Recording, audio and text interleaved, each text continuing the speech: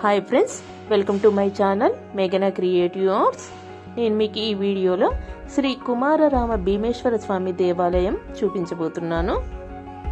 శ్రీ కుమారరామ భీమేశ్వర స్వామి దేవాలయం ఆంధ్రప్రదేశ్ రాష్ట్రంలోని కాకినాడ జిల్లా సామర్లకోటలో ఉంది.